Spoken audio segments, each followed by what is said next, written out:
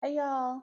In today's video, we're going to talk about things that you can do in America that you can't do here in England. Turn right on a red light. America, they don't really have roundabouts. They have intersections, and almost every intersection has a traffic light. We'll have a traffic light that'll stop one flow of traffic to allow another flow of traffic go in. And there is a break in the flow of traffic going from left to right. You are able to still make a right-hand turn even though the light is red. The only time this is not acceptable or illegal is when there's a designated sign that says do not turn on red or no turn on red.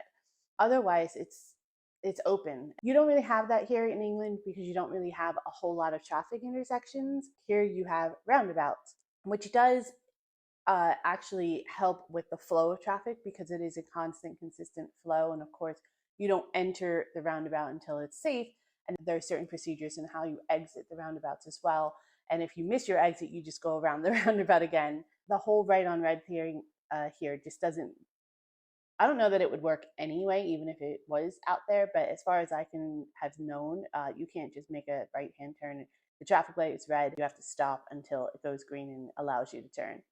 Sending outgoing mail from your home. I believe there are certain procedures where you can do this if you have like a mailbox, but a lot of places here in England don't have a mailbox. They have mail slots in their front door where the postman will come and actually put the letters and the envelopes in through your front door into your home. So there's not really a way for you to leave a letter or something out for the postman to pick up and take with them to send out to somebody. In America, we have mailboxes primarily. When you want to have something outgoing, you would put it in the mailbox and there's a little flag that you put up to let the postman know that there's outgoing mail. They would take it with them when they come to deliver your mail. Here in England, typically you'd have to go to the post office or there's post boxes, letter boxes, all over the place where you can drop off your mail as well. Very, very, very different. And I remember trying to figure out how to send a letter at one point that I needed to send out and having to ask, and people thinking that it was strange for me to not know that I have to go walk to the royal mailbox in order to send out a letter. But we just don't really do that much in America. We have them, of course, but it's much more customary to do it from your home, at least in the suburban settings that I've always lived in. Carrying a gun in public. In America, the gun laws are designated primarily by the states. So it does vary from state to state. And if you are in a state that has stricter gun laws, then it is a little bit harder for you to just carry a gun around. And how you can carry it and what kind of firearm that you can carry are also very unique depending upon the state that you're living in. And also, the police carry guns in America. All across America, the police always carry guns, at least a handgun, if not an additional firearm in their vehicle usually. In England, it is extremely strict and it's very uncommon for anyone in public to have a gun on them. Police don't primarily carry guns. There's a designated police unit that carries guns for specific crimes or raids or things like that. But everyday patrolmen do not carry guns on them, and gun laws are extremely strict on who can own a gun. Here in England, you have to go through a bunch of checks before you get the actual license and then also afterwards. So it's a very, very stark difference, and it's definitely something you can't do here in England freely. Blow dry your hair in the bathroom. In America, most bathrooms, from my experience, have been set up right next to the mirror in your bathroom would be an outlet for things that you use to do your hair. Straighteners, curling irons, hot rollers. I don't know if they still use hot rollers, and blow dryers. And you would blow dry your hair and curl it and straighten it or whatever it is you needed to do in the bathroom as you were getting ready for your day. Here in England, they don't really have outlets in their bathrooms. It's considered a safety feature because they don't want the electric to be so close to the running water. And so most of the time you would have to blow dry your hair or do your hair outside of the bathroom in your bedroom. I personally find this extremely strange. I know a lot of English people come to me and are like, why would you blow dry your hair in the bathroom? And my response is, I've never known any different. And as many people as I know that do their hair in the bathroom or shave in the bathroom or trim something in the bathroom, trim something that sounded really raunchy.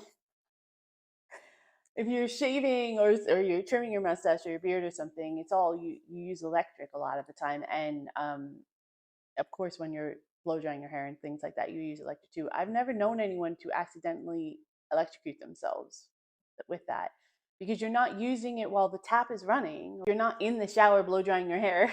It's very strange to me that people find it strange because I've never known any different, and I've never known of anyone to actually get hurt from it. But it is a law here in England that you can have the electrical outlets, or if you do, in some of the newer builds, you have some, but they're very, very low wattage and are for very specific uses, like an electric toothbrush or something like that. But you definitely wouldn't be able to like do your hair or use an electric shaver or anything like that in most bathrooms here in England. But you can't own a pit bull here in England. Pit bulls are considered dangerous dogs and therefore are not allowed to be pets here in England. This one is tugs at my heartstrings a little bit because this is something we personally experienced. In America, our dog was a pit bull. She was so cute and she was such a good dog and she was so lovely. And we really didn't want to have to get rid of her, but moving here to England, there's no way we could have brought her. We were lucky that we were able to find a really great family that we can rehouse her with, and she's doing really well, and we're really glad about that. But it is a sad thing. And I don't really understand why, to be honest, because I don't consider it a dangerous animal at all. She is a lovely dog. She was around our daughter since my daughter was 4. Never ever snapped at anyone or anything like that. She did have a problem with some other dogs, but she was a rescue, so we think she might have had some history with that. She was a hunter, so like if there were animals around, which we lived in Pennsylvania, so of course there was always animals around. She would always try to chase the deer and stuff when you walked her. But other than that, there was no real aggression from her at all. So I really don't understand that law. I'm sure it's based in something. I'm not saying that it's a gratuitous law at all. And I know that there have been people that have been attacked by dogs in general. And I know pit bulls tend to have a bad rap, but that's mainly because the breed is extremely loyal and will pretty much do anything its humans train it to do. So if its humans train it to fight and attack, then of course they're going to fight and attack. That is true about them. But again, it's a training issue. It's not really the breed issue. So personally, I don't understand that love, and it does hurt a little bit, but that is something that you can do in America that you can't do here in England. Buy Girl Scout cookies. I've mentioned this a couple times, and I know people think I'm a little obsessed, but it's just really I didn't realize how unique to America Girl Scout cookies were. So for those of you who don't know, the Girl Scouts, it's basically just a club for them to learn skills of survival and camping and things like that, but also to learn how to help give back to the community. And every year, as a fundraiser, they sell boxes of cookies, and they only come out once a year. It's always in the late winter, early spring.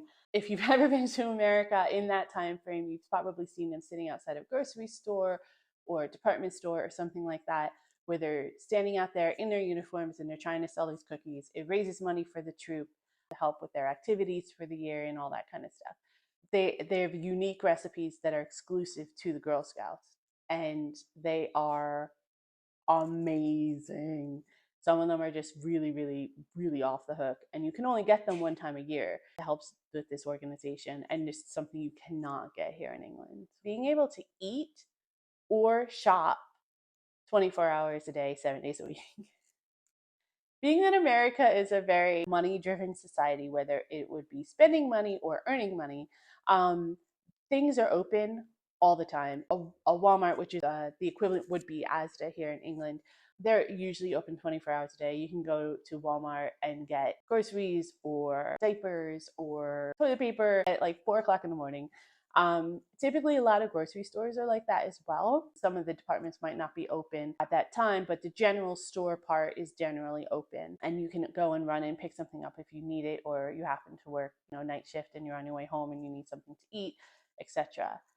Also, if you need something to eat and you're driving or on your way home, like I said, you're working a late shift, usually there's at least a 24-hour diner or restaurant in the area as well. There's not a lot of people on, but you can still stop in and get a cup of coffee. Usually they have like an all-day breakfast, and you can go to a diner or a restaurant at any time in order and get something to eat. We loved this growing up in New Jersey. We are famous for diners, and almost all of them are 24 hours. So when we would be out late doing whatever we were doing, or partying, or clubbing, or whatever, we would always go to the diner afterwards. We would always be there till like 3 o'clock in the morning, 4 o'clock in the morning, because they would be open 24 hours. And it's just something that you could do and still be out late, but it was safe and it was not that expensive and just common, at least where I grew up. Definitely something you can't do here in England. They have much stricter labor laws. They don't allow people to work those long hours. You don't have as much access. A lot of things close during the week at like 6 or 7. So if you're on your way home from work, especially if you're like in town or in high streets or something like that, it's like hard to find some stuff. There's a Tesco, which is we use commonly, and it doesn't even open till 12 on Sundays, and it's like closes at like 5. I don't remember how many times I forgot, and I got there at like 9 or something like that to do my grocery shopping. I had to come back. Kids being able to wear whatever they want in school.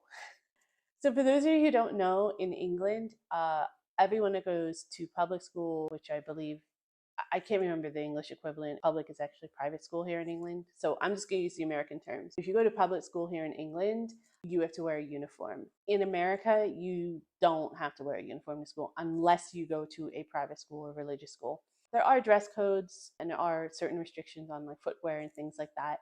But for the most part, you can wear what you want. I've even like experienced this myself and with my friends and stuff, where people have worn like pajamas to school. And I've not seen people wear slippers, but they'll wear like slides or sweatpants and a ratty old shirt, or it's within what they call appropriate. So it's not like too short or too revealing or have any profanity on it or anything like that.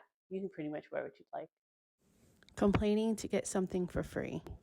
Again, going back to the fact that most of our culture is based around money, whether it be consuming or producing or making money, there's an attitude of the customer is always right. And many people take advantage of that. There's even an expression that, like in Walt Disney World, the best thing you could do in Disney is complain. You will always get an upgrade. You will always get something for free. Almost always get a refund if you push hard enough. It's just the way the culture is. They're very focused on making sure that the customers are happy because they want returns. They want people to come back to use the service or to use the store or to participate in the activity. They're very, very responsive to anyone that is going to complain. Here in England, don't get me wrong, if there's something wrong with your food or you're having a really rough time, there are customer service people, and obviously you have a right to air your grievances and make sure that the mistake is rectified. But it's not a given. It's not like an understood, unspoken rule that if you push hard enough, you're going to get something out of it. Here in England, it's not as easy to get over on people. A lot more people will be adhering to, sorry, but that's our business and that's the way it is, or that's our policy, those are our terms and conditions. I'm sure if you push hard enough and you're loud enough, you could probably get something, but it's just not part of the consumer culture here to really push and try to get something for free. We're in America. it, it's it's so common that you're going to be able to get something out of it, even if the terms and conditions or the specific policy would normally not allow you to do it. Most consumers, most Americans will be able to push their way in, and they do take advantage of that. There you have it, guys. Those are a list of things that you can do in America that you can't do in England. I hope you enjoyed this. I will see you guys in the next video. Bye.